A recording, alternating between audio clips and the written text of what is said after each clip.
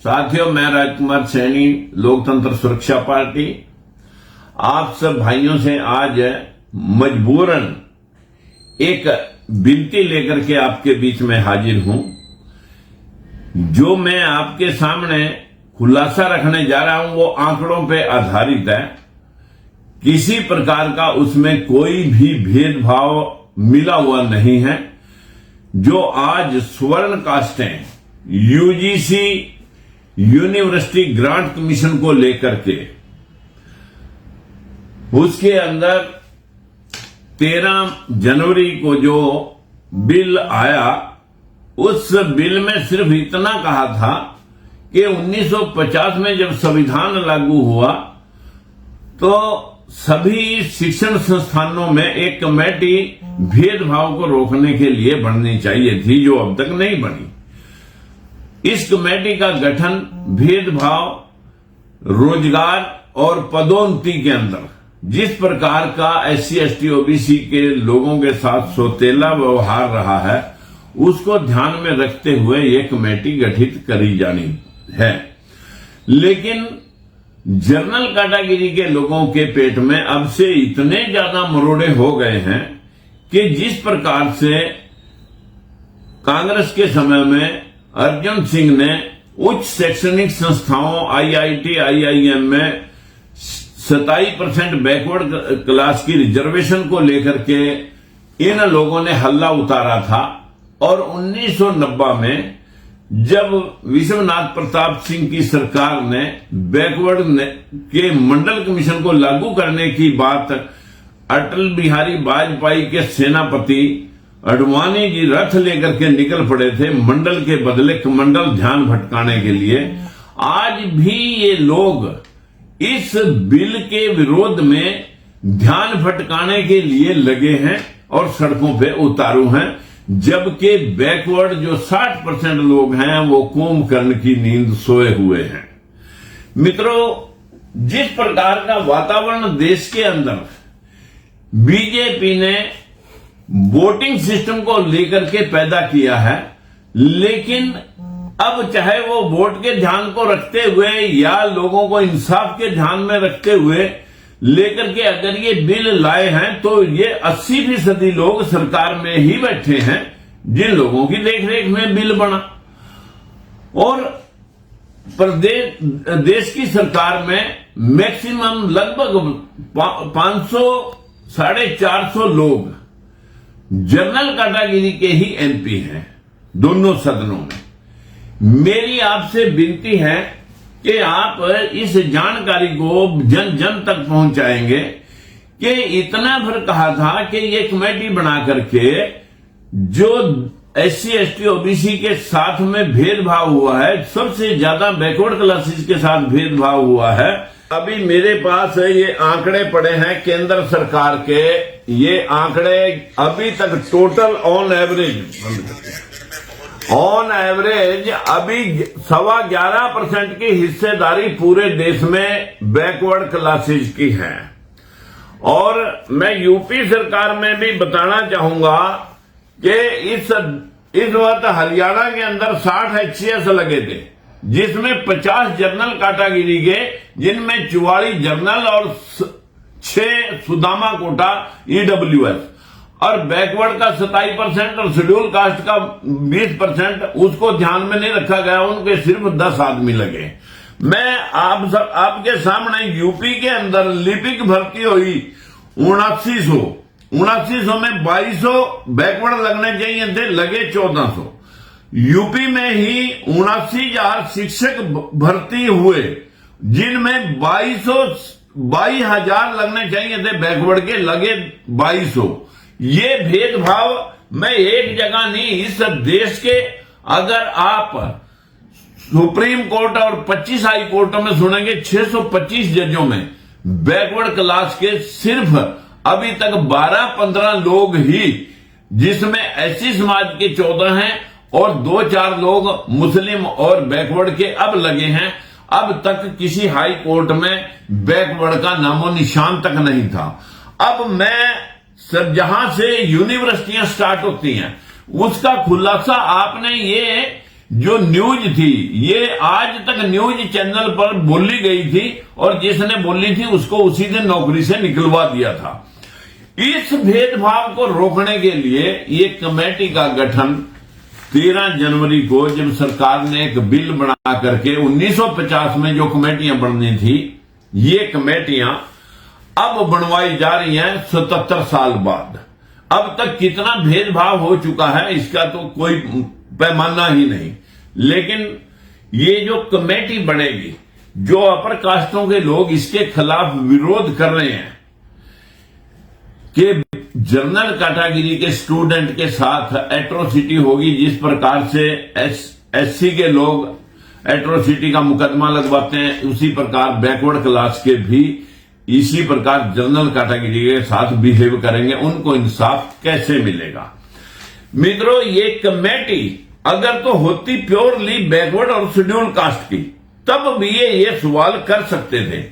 लेकिन इस कमेटी में सिर्फ एससी और बीसी का तो एक एक आदमी होगा और बाकी के तो जिनका नेटवर्क है, जिनका वर्चस्व है यूनिवर्सिटियों में और कॉलेजों में, वहां तो सारे लोग वही बैठे हैं। इस कमेटी में लिए कौन जाने हैं, इसका खुलासा मैं आपके सामने करने के लिए आज लाइव आया हूं।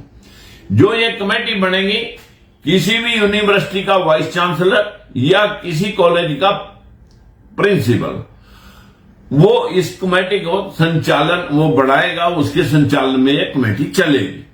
और इसमें 3 सीनियर प्रोफेसर लिए जाएंगे। अब प्रोफेसर तो सारे यही लोग बैठे हैं, अब वो 3 सीनियर प्रोफेसर जब लिए जाएंगे तो वो तो वही होंगे जनरल कैटेगरी से।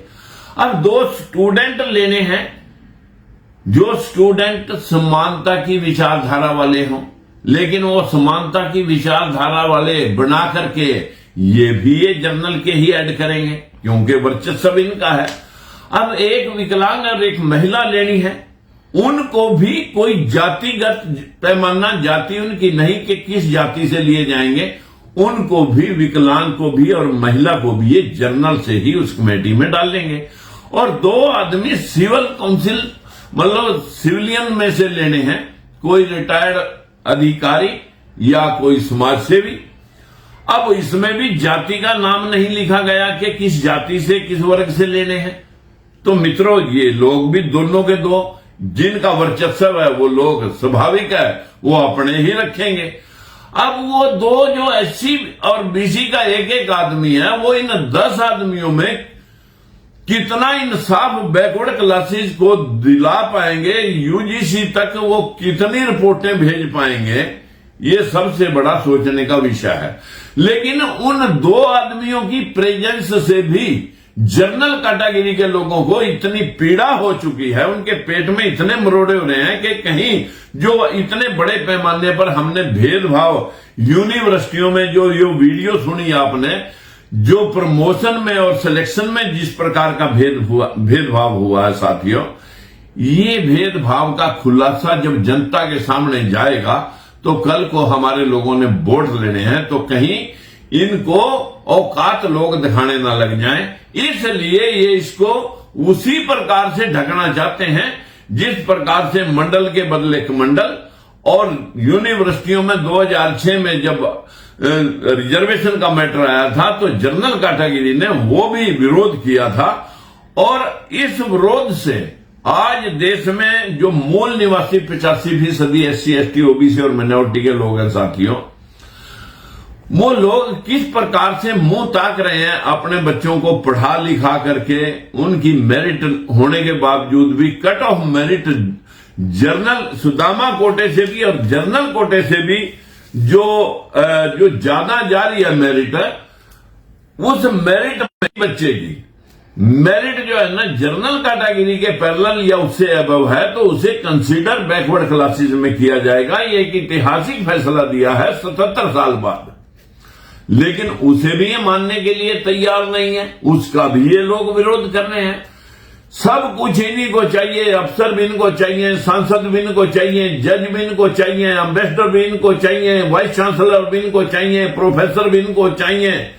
और यहां तक के इन लोगों को मीडिया के जरिए पूरा का पूरा सिस्टम हाईजैक हो चुका है। लेकिन ये 85% मूल निवासी समाज, ये कुंभकर्ण की नींद साथियों सोया हुआ है। इसकी आंख कब खुलेगी?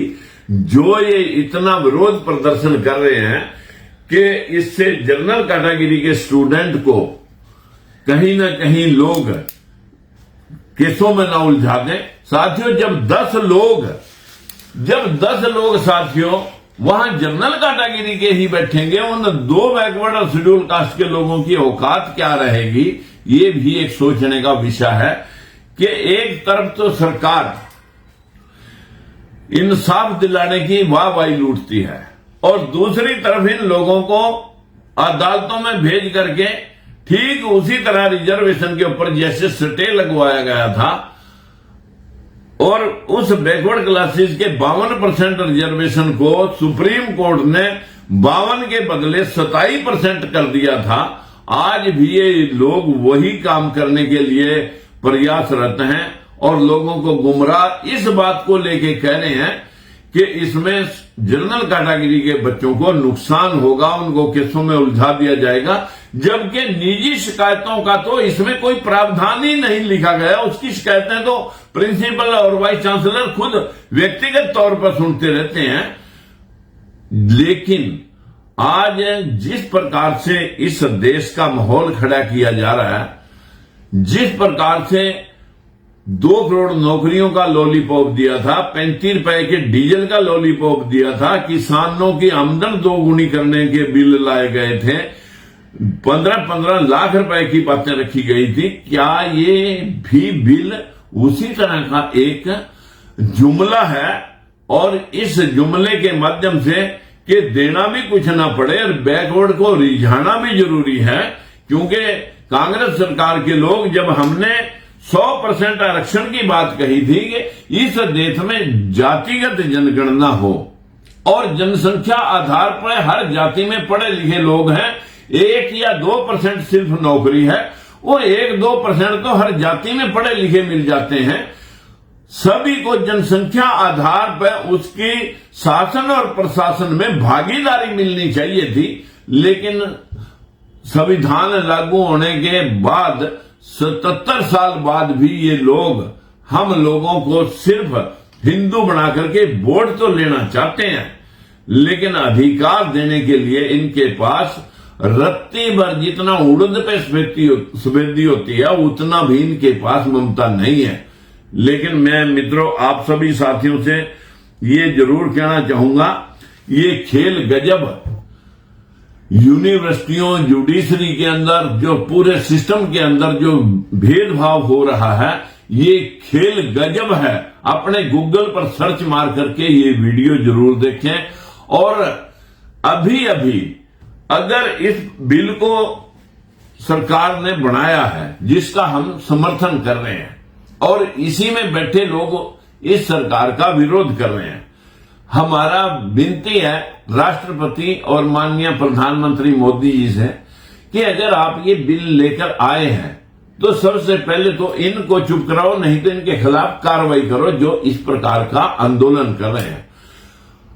और नेटवर्क के जरिए, मीडिया के जरिए या नेशनल चैनल पर बैठ करके राष्ट्रपति और प्रधानमंत्री दोनों जनता को संबोधित करें कि इस बिल में ऐसा कुछ नहीं है कि जिसमें किसी के खिलाफ एट्रोसिटी होगी। इस बिल में सिर्फ भेदभाव मिटाने के लिए, जो अब तक शोषण हुआ है सबसे ज्यादा बैकवर्ड क्लासेस के साथ और शेड्यूल कास्ट के साथ, ये भेदभाव सिलेक्शन और प्रमोशन में रोकने के लिए भेदभाव को ये कमेटी गठित की जानी है। और इस कमेटी को सरकार गठित करवा रही है और कोर्ट भी इसमें अपना सहमति दे रहा है, क्योंकि अभी अभी जो फैसला आया था कि जनरल कैटेगरी के बच्चे अगर ज्यादा मेरिट लेते हैं तो उनको मौका मिलना चाहिए। लेकिन यहां तो 50% कोटा, अघोषित कोटा जनरल कैटेगरी के लिए कर दिया कि इसमें बैकवर्ड क्लास का बच्चा अप्लाई ही नहीं कर सकता। और उसमें भी 10% ऊपर से 15% लोगों के लिए सुदामा कोटा ईडब्ल्यूएस लागू कर रखा है। मेरा अधिक ना कहते हुए आप सभी से एक विनती है कि जो शोर मचाया जा रहा है कि मिस यूज ऑफ लॉ होगा, भाई ये पुलिस का कानून कब से अंग्रेजों के समय से चल रहा है। मिसयूज तो लोग उसका भी कर लेते हैं। बहन बेटियों से रेप करने के बाद लोग मिसयूज तो कानून का तब भी कर जाते हैं, तब आप सड़कों पे आते नहीं हैं। जब मनीषा कांड होता है, जब हाथरस में बच्ची का रेप होता है, तब आप सड़कों पे आते नहीं हैं। आप लोगों को सिर्फ अपने लोग दिखाई देते हैं।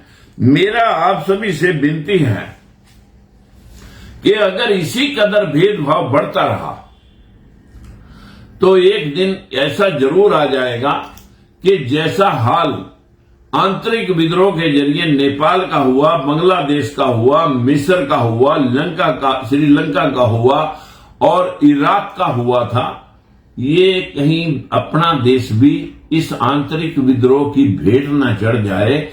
इसलिए हम सरकार का समर्थन करते हैं कि अगर वो वास्तविक तौर पर बिल लेकर आए हैं तो इसकी हिफाजत करके इन लोगों को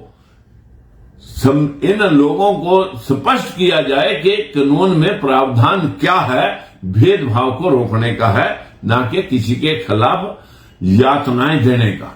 मैं आप सब भाइयों से हाथ जोड़ के विनती करना चाहता हूं कि हमारे देश के अंदर जिस प्रकार का वातावरण बीजेपी और कांग्रेस दोनों के समय में यदा कदा से इन 77 सालों के संविधान लागू होने के पश्चात आज तक चला आ रहा है, ये उस वक्त सड़क पे नहीं आते जब 10% ईडब्ल्यूएस 5 मिनट में पास हो जाता है, तब इन्हें ताली मेजे थपथपाने में मजा आता है। लेकिन जब ये ऐसे बिल जो 85% मूल निवासी हैं, जब उनको हक दिलाने की बात का कोई बिल आता है, तब इनके पेट में मरोड़े उठने लगते हैं। मेरी विनती है सरकार से, समय रहते देश के लोगों को इंसाफ दिलाया जाए, भेदभाव रोक करके सभी को बराबरी का हक दिलाया जाए, ताकि इस देश की तरक्की दिन दुगनी चार चौगुनी हो सके। अन्यथा इस देश का जो आपका कालखंड है मोदी जी, ये उन इतिहास के पन्नों में दर्ज हो जाएगा जिसका उदाहरण दुर्योधन के और महाभारत के रूप में लोग महाभारत को देखते हैं, जो कि एक काल्पनिक कहानियां होने के बावजूद भी लोग अनुसरण करते हैं कि किसी ने क्या कहा, किसने क्या कहा। मैं ज्यादा कुछ न कहते हुए, हम 100% आरक्षण के पक्षधर हैं। एक परिवार में 10-10 नौकरियां एक परिवार में एक भी नहीं दे सके आप। हमारे देश के किसानों की आमदन दुगनी करनी है तो ये मनरेगा स्कीम, जिसको आप अब नाम बदल रहे हैं, इसको आप जो है किसानों के साथ जोड़ दीजिए और इस देश की आबादी को कंट्रोल कर दीजिए। ये बिल लाने की जरूरत है। अगर ये बिल भी आप इंसाफ के लिए लाए हैं, हम आपका धन्यवाद करते हैं। लेकिन अगर ये एक दिखावटी है और कोर्ट के जरिए इसे भी इसी तरह घसीटना है, तो लोग आपको भूलेंगे नहीं। मोदी जी, काठ की अंडी बार बार नहीं चढ़ती और बहुत सारे लोग अंदर खाते आपकी अपनी मजबूरी की वजह से आपके साथ खड़े हैं कि 5 किलो दाने मिल रहे हैं। लेकिन जिस दिन 5 किलो दाने के हिस्से से बाहर निकल करके लोग सड़कों पे आ गए, तो यहां का वातावरण इतना क्रूर होगा कि ये देश पहले भी गुलाम हुआ है और आप ही के समय में फिर गुलाम हो सकता है। इस पर तो चाइना कहां के कहां जा रहा है। आपके अमेरिका के साथ संबंध क्या बन रहे हैं। मेरा बस इतना आपसे विनती है कि इनको समय रहते चेताया जाए कि इसमें बिल में कोई विरोध करने की गुंजाइश नहीं है।